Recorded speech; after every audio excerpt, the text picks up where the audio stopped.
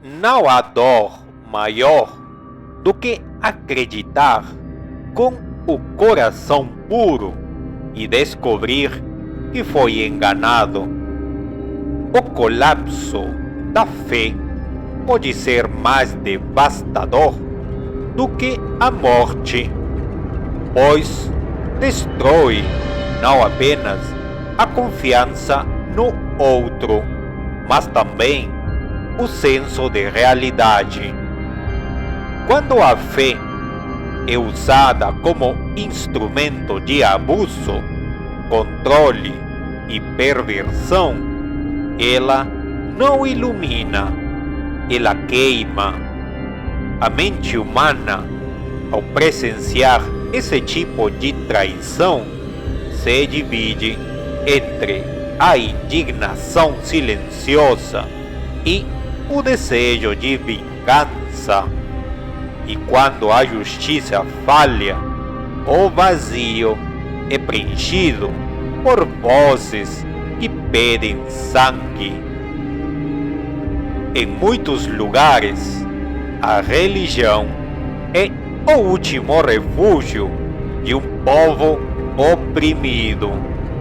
Mas quando os líderes espirituais se tornam corruptos, a escuridão ganha autoridade. Em um pequeno município do interior do Maranhão, um grupo silencioso viu suas famílias serem destruídas, suas crianças violadas e suas mães exploradas por uma igreja que se dizia mensageira da salvação.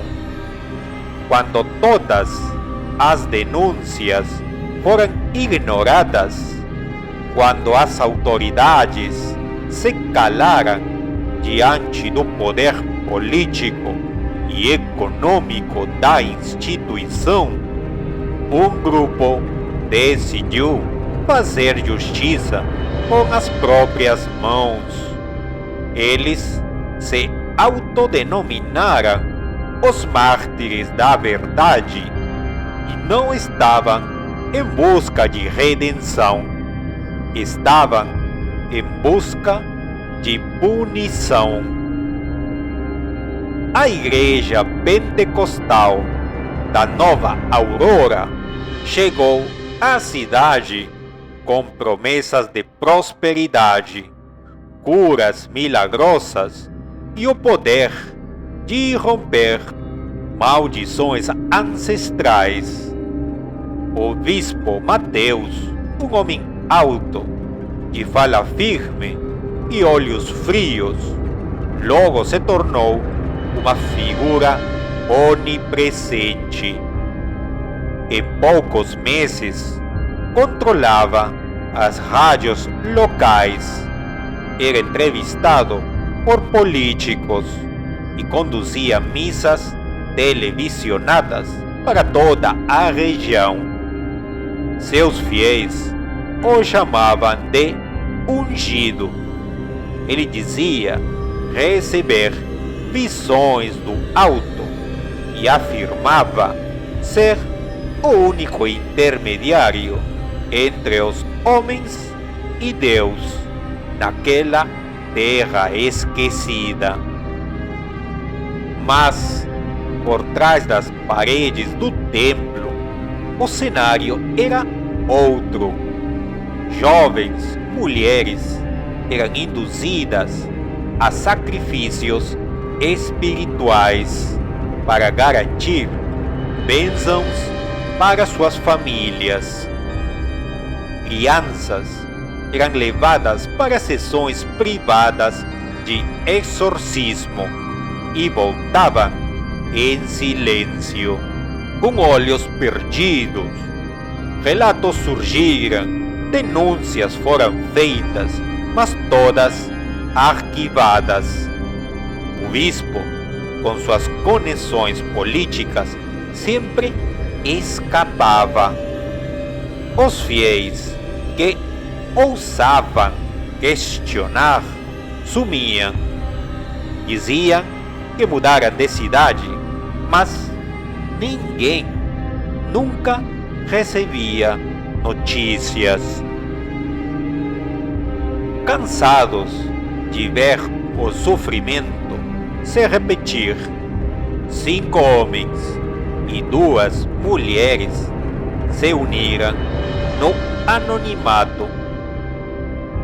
Eram pais de vítimas, ex-fiéis e até um ex-funcionário da igreja que fora ameaçado de morte após descobrir arquivos comprometedores. Durante meses, coletaram provas, gravações, fotos, testemunhos secretos. Mas, quando tentaram entregar o dossiê ao Ministério Público, o prédio foi misteriosamente incendiado na madrugada anterior. Um recado claro: não haveria justiça pelos meios formais. Foi então que criaram uma nova liturgia, o julgamento dos mártires. Não seria um tribunal humano, mas um rito simbólico de justiça espiritual. Cada um assumiu uma identidade inspirada nos antigos profetas bíblicos e passou a estudar rituais ancestrais de julgamento e punição. Invocaram o nome de suas vítimas com velas negras e fitas de luto. O plano era claro. Durante o culto de domingo, transmitido ao vivo pela internet, eles iriam interromper a encenação sagrada e mostrar ao mundo quem era o verdadeiro demônio dentro da igreja. Domingo, 10 horas da manhã, a igreja lotada, fiéis cantando em transe, as câmeras transmitindo ao vivo para mais de 60.000 espectadores. No altar, o bispo Mateus pregava sobre o Apocalipse, com os olhos injetados de fervor teatral. Foi nesse instante que as portas laterais se abriram com estrondo. 7 pessoas encapuzadas, vestidas de preto, com símbolos antigos desenhados no peito, adentraram o templo em silêncio absoluto. Alguns fiéis gritaram, outros pensaram ser parte do culto. Mas logo os tiros começaram. Um a um, os pastores caíram, baleados a queima-roupa. O bispo tentou fugir pelos fundos, mas foi interceptado e amarrado no altar. Com microfones ainda ligados, os mártires expuseram os crimes, leram as denúncias com detalhes, mostraram fotos das vítimas e vídeos secretos. Os fiéis paralisados assistiam sem reação. A transmissão, antes sagrada, tornava-se uma execução pública. O sangue do bispo escorreu pelo altar, enquanto sua garganta era cortada diante das câmeras. O último suspiro dele foi transmitido ao vivo para o país inteiro. A polícia chegou tarde demais.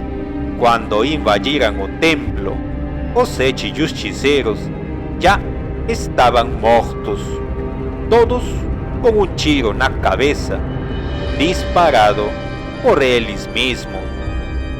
Deixaram cartas detalhadas, citando nomes, datas e o desejo de que aquilo nunca mais se repetisse.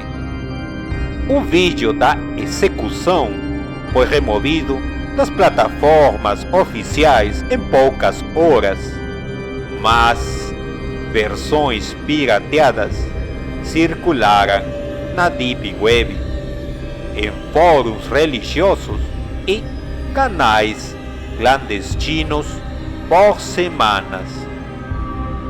Muitos chamaram o grupo de hereges, outros de santos, mas ninguém permaneceu indiferente. Os corpos dos mártires foram enterrados sem cerimônia. Nenhuma família compareceu. A igreja foi interditada, mas, estranhamente, nunca demolida. Algumas noites, moradores dizem ouvir cantos abafados vindos do interior do templo, e outros juram ver silhuetas de fiéis entrando pela lateral do prédio, mesmo após ele estar abandonado, como se o culto nunca tivesse acabado, como se a sede de justiça ainda não tivesse sido saciada. Meses depois, um novo pregador surgiu em uma cidade vizinha, jovem, eloquente, com um olhar calmo e uma voz hipnotizante. Falava sobre redenção, mas também sobre punição. Não dizia seu nome completo, chamava-se apenas o pregador do fim. Seu templo começou modesto, mas logo cresceu. Estranhamente, muitos dos antigos fiéis da Nova Aurora migraram para lá, dizendo ter sonhado com ele. Todos afirmavam que o espírito do bispo ainda vivia, mas agora pregava o juízo final. Numa manhã de quarta-feira, um investigador que monitorava os arredores do novo templo desapareceu. Seu carro foi encontrado queimado e no assento do motorista uma Bíblia aberta em Jeremias 11:11. Portanto, assim diz o Senhor: eis que trarei sobre eles um mal que não poderão escapar. Embaixo, escrito com sangue, o julgamento continua.